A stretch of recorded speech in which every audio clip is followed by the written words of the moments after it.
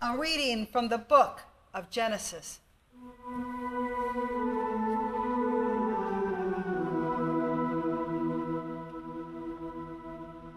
In the beginning, when God created the heavens and the earth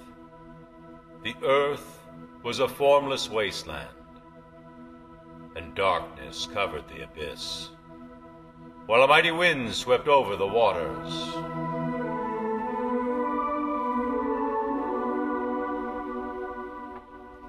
Then God said, "Let there be light," and there was light. God saw how good the light was. God then separated the light from the darkness. God called the light day, and the darkness he called night. Thus evening came and morning followed, the first day.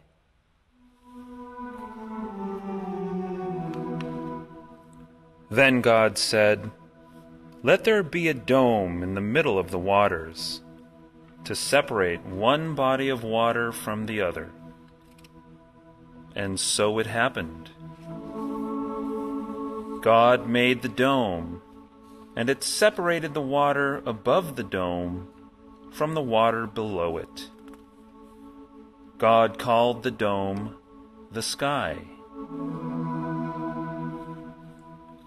Evening came, and morning followed, the second day.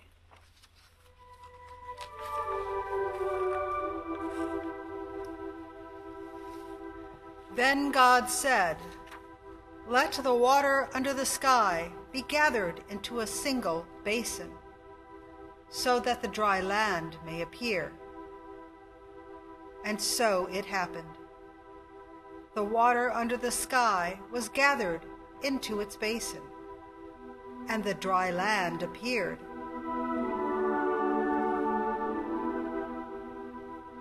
God called the dry land the earth, and the basin of the water he called the sea.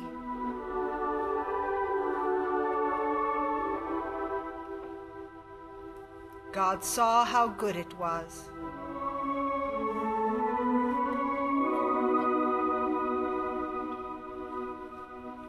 Then God said, "Let the earth bring forth vegetation, every kind of plant that bears seed, and every kind of fruit tree on earth that bears fruit with its seed in it." And so it happened. The earth brought forth every kind of plant that bears seed, and every kind of fruit tree on earth that bears fruit with its seed in it. God saw how good it was. Evening came, and morning followed, the third day.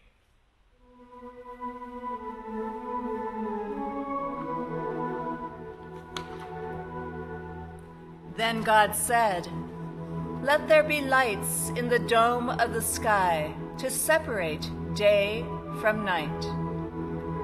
Let them mark the fixed times, the days and the years, and serve as luminaries in the dome of the sky to shed light upon the earth."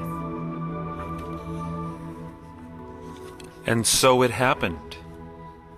God made the two great lights, the greater one to govern the day, and the lesser one to govern the night. And he made the stars. God set them in the dome of the sky to shed light upon the earth, to govern the day and the night.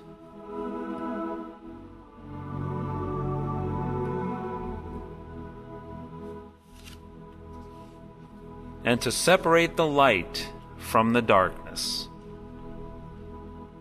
God saw how good it was. Evening came, and morning followed. The fourth day. Then God said, "Let the water teem with an abundance of living creatures, and on the earth let birds fly beneath the dome of the sky." And so it happened. God created the great sea monsters and all kinds of swimming creatures with which the water teems, and all kinds of winged birds. God saw how good it was, and God blessed them, saying, "Be fertile, multiply, and fill the water of the seas, and let the birds multiply on the earth." Evening came, and morning followed. The fifth day. Then God said, "Let the earth bring forth all kinds of living creatures, cattle, creeping things, and wild animals of all kinds."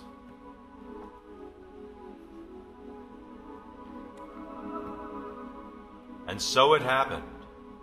God made all kinds of wild animals, all kinds of cattle, and all kinds of creeping things of the earth. God saw how good it was. Then God said, "Let us make man in our image, after our likeness.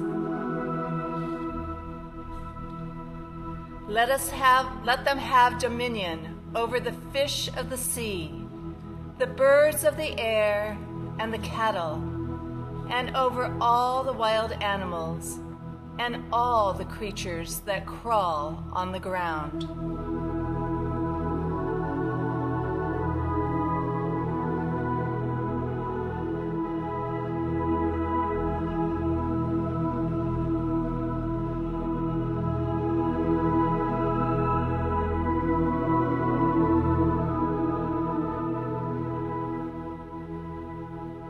God created man in his image.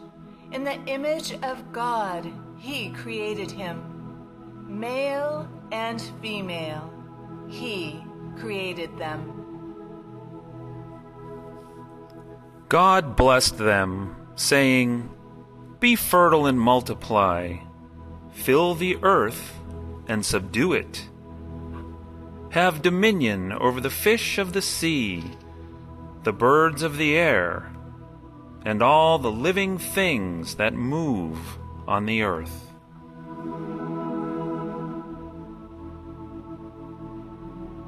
God also said, "See, I give you every seed-bearing plant all over the earth, and every tree that has seed-bearing fruit on it to be your food. And to all the animals of the land, all the birds of the air, and all the living creatures that crawl on the ground. I give all the green plants for food." And so it happened. God looked at everything he had made, and he found it very good. Evening came, and morning followed. The sixth day.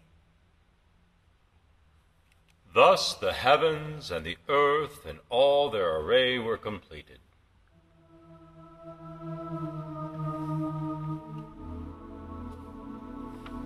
Since on the seventh day God was finished with the work he had been doing,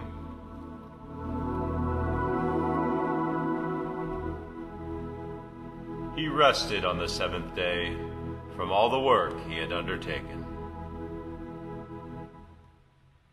The word of the Lord.